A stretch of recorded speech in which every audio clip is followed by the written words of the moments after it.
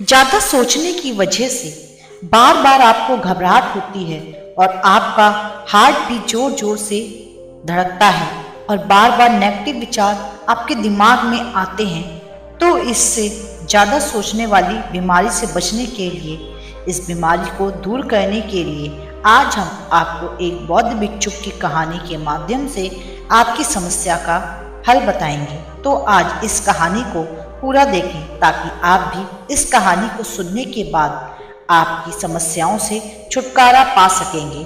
तो चलिए आज की कहानी की शुरुआत करते हैं। एक बार बुद्ध अपने भिक्षुओं को उपदेश देने के साथ साथ उन्हें भिक्षाटन के लिए भी भेजते थे। एक बार उन्होंने अपने भिक्षु भरत को भिक्षा लेने के लिए एक श्रविका के घर भेजा। भरत पूरे रास्ते मन में यही सोचते हुए श्रविका के पास गए कि आखिर आज भिक्षा में क्या भोजन खाने को मिलेगा, क्योंकि भरत चंद्रवंशी के राजकुमार थे और बुद्ध के सानिध्य भिक्षुक के रूप में दीक्षित हुए थे। हमेशा भरत को महल में खाने के लिए स्वादिष्ट पकवान मिलते थे, लेकिन आज भिक्षा के रूप में उसे जो भी मिला संतुष्ट होना पड़ेगा। श्रविका के घर पहुंचकर भरत ने भिक्षा मांगी। श्रविका ने भरत को बैठने के लिए कहा और भोजन लाने के लिए घर के भीतर चली गई। इधर भरत फिर से अपने प्रिय भोजन के बारे में सोचने लगे।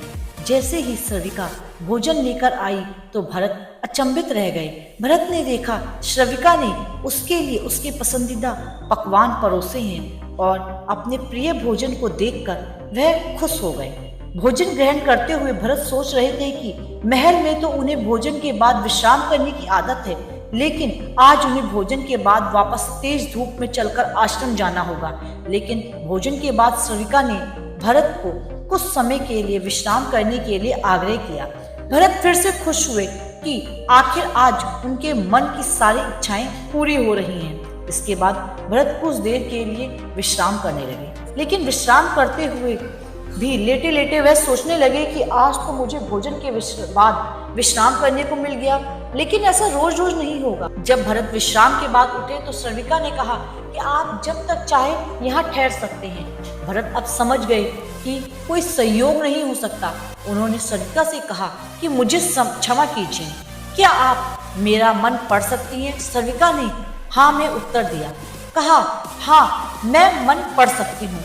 शुरू में यह कठिन था, लेकिन फिर मैंने स्वयं के मन विचारों को देखना शुरू किया।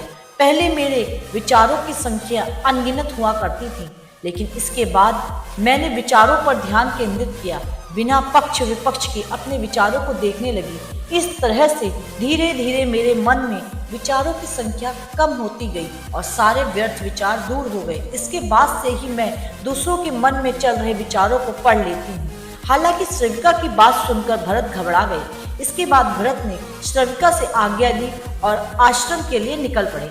रास्ते में भी भरत फिर से मन में आए विचारों का स्मरण करने लगे। श्रविका के बारे में उनके मन में अनेक बातें भी आईं। श्रविका ने उसे भी जान लिया होगा। वह मेरे बारे में क्या सोच रही होंगी? भरत खुद को लज्जित महसूस कर रहे थे। भरत ने आश्रम पहुंचकर गौतम बुद्ध से कहा, अब मैं कभी भिक्षाटन के लिए नहीं जाऊंगा। बुद्ध ने भरत को पास बुलाया और कहा, क्या हुआ? तुम मुझे सारी व्यथा बताओ। भरत ने सारी बातें बुद्ध को बताई। इसके बाद बुद्ध ने कहा कि अगले एक हफ्ते तक तुम भिक्षाटन के लिए उसी श्रविका के घर जाओगे, लेकिन तुम्हें इस बात का ध्यान रखना होगा कि कल भिक्षाटन के लिए जाते हुए तुम अपने चिंतन में पूरे होश में रखना। तुम्हारे भीतर क्या विचार उठे उन पर ध्यान केंद्रित करना, और यह भी ध्यान रखना कि तुम्हारे मन में कौन सी वासना उठ रही है।